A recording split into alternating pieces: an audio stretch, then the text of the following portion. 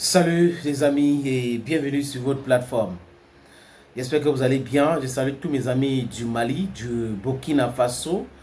Je salue les amis de la Côte d'Ivoire, ceux qui nous regardent depuis le Canada, depuis le Gabon, depuis le Togo, depuis les États-Unis d'Amérique, depuis la Belgique, depuis la France et quelques pays dans lesquels nos vidéos sont regardées les amis. Vous savez, à chaque fois qu'un dirigeant, un leader de l'AES ou la confédération de l'AES prend la parole, les amis, c'est du pain béni. Nous devons l'écouter religieusement parce qu'ils ont quelque chose à dire, quelque chose de très très important, de très vital même à la limite, si je peux me permettre ainsi de dire. Quand Ibrahim Traoré organise des points de presse ou il organise certaines émissions où il accepte d'accorder des interviews, c'est pour dire des choses. Quand Assimi Goïta accepte d'accorder une interview, c'est pour dire des choses. Je peux aussi citer le président Laurent Gbagbo, mais je suis concentré dans l'AES, les amis.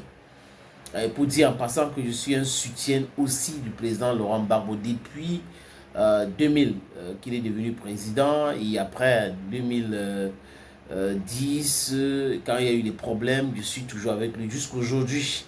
Et la vérité triomphe, les amis, quand vous êtes dans la vérité. Ça a pris le temps que ça a pris. Mon président, Laurent Gbagbo, a été libéré. Il n'est pas comme tous les autres partout qui veut rester au pouvoir, juste pour rester au pouvoir. Il n'est pas comme M. Ouattara qui est là juste pour créer des problèmes. Vous allez comprendre pourquoi je parle de la Côte d'Ivoire. Et il y a de cela quelques jours, le président Abdelrahmane Tiani a pris la parole sur la RTN, dont la télévision du Sahel.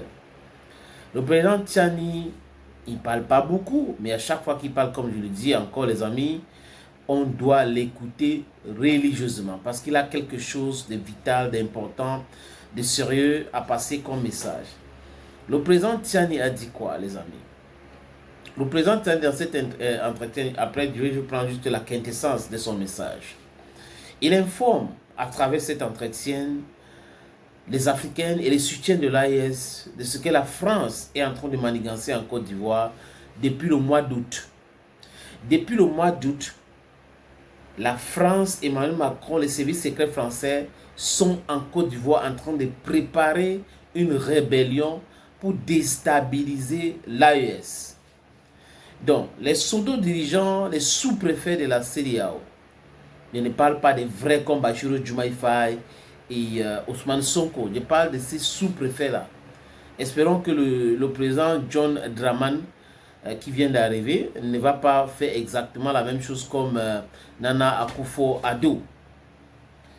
En août, la France organise une réunion en Côte d'Ivoire en présence de ses services de renseignement, des formateurs militaires. Des Nigériens qui ont été déchus de leur nationalité ont été rencontrés. Et le but, c'était quoi? C'est préparer un plan de déstabilisation de l'AES. Donc, ce n'est pas uniquement le Nigeria. La France veut ceinturer, encercler, disons ça comme ça, la France veut encercler l'AES. En passant par qui? C'est pour cette raison que nous devons faire très attention à Fort Eyadema au Togo. Peuple de l'AES, dirigeant de l'AES, Fort Eyadema a rencontré Macron à maintes reprises. Macron l'a appelé à maintes reprises. Attention, attention, attention. Le danger peut venir aussi du côté du Togo. Il ne faut pas qu'on regarde toujours du côté du Bénin. C'est vrai qu'il y a une concentration du côté du Bénin. Il y a la formation de mercenaires. Il y a le général Lecointre qui a parlé de recoloniser l'Afrique, qui a rencontré Patrice Talon. Il n'a pas rencontré Patrice Talon pour lui parler de comment on vend le coton. Non, ce n'est pas une histoire de coton. C'est une histoire de déstabilisation du Sahel. C'est une histoire de déstabilisation du Niger. Et en Côte d'Ivoire, Alassane Draman Ouattara a été mis en contribution. Au moins, il n'a pas, pour dire vrai, Alassane Ouattara n'a pas de choix. C'est comme ça qu'il est arrivé au pouvoir. Qui tue pas l'épée, mourra pas l'épée. Donc, il est arrivé au pouvoir à travers une rébellion et à travers une imposition militaire par la France et les Nations Unies. Donc, du coup, il écoute religieusement ce que ces gars-là lui disent. La France arrive en Côte d'Ivoire avec ses déchus pour déstabiliser le Niger. Mais les amis, avant de conter l'histoire, que vous compreniez ce que le président Tchani a dit, Alassane Draman Ouattara, quand il a eu des problèmes avec Bidier, le président Bédié, paix à son âme, est allé se réfugier au Niger. Et au Niger, on lui a payé l'hôtel, payé tout. Donc, il a été logé au Niger, nourri, vêti, protégé au Niger. Mais ça, Alassane Dramane Ouattara aujourd'hui, qui est contre le Niger, qui veut aider la France à déstabiliser le Niger. C'est des dirigeants qui manquent de la clairvoyance. C'était un peu important d'évacuer cela. Donc, la réunion du mois d'août de cette année, c'était quoi? Former des gens.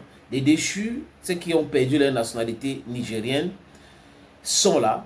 Et qui les forme, les amis? Les instructeurs français au niveau des 43e BIMA.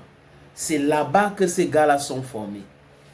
On les forme comment manier l'arme, comment attaquer dans les agglomérations, comment faire le combat urbain. C'est comme ça que la France et les cibles, comment prendre les gens en otage et autres. Voilà ce que la France est en train de faire actuellement en Côte d'Ivoire. Et vous qui êtes en Côte d'Ivoire, vous devrez faire tout pour filmer les entrées et les sorties, dénoncer cela. C'est ce que nous sommes en train de faire parce qu'il faut qu'on détruise tout cela dans l'œuf. On doit tuer ça dans l'œuf. Alassane Dramane Ouattara, Emmanuel Macron, arrêtez ce que vous êtes en train de faire au Niger. En Côte d'Ivoire, je vous l'ai dit. La Côte d'Ivoire n'appartient pas à Ouattara. La France n'a rien à foutre en Côte d'Ivoire.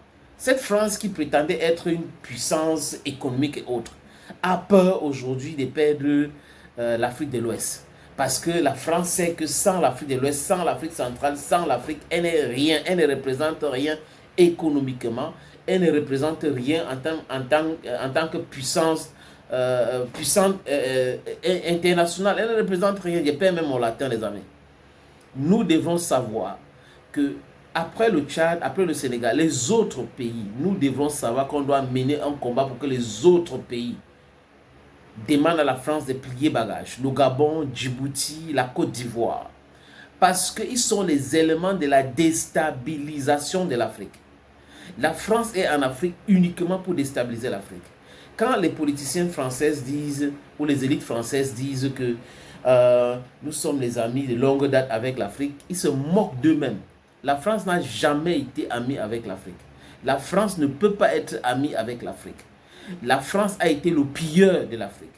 La France a été du début, du commencement de la souffrance de l'Afrique, l'esclavage, la colonisation, le néocolonialisme aujourd'hui.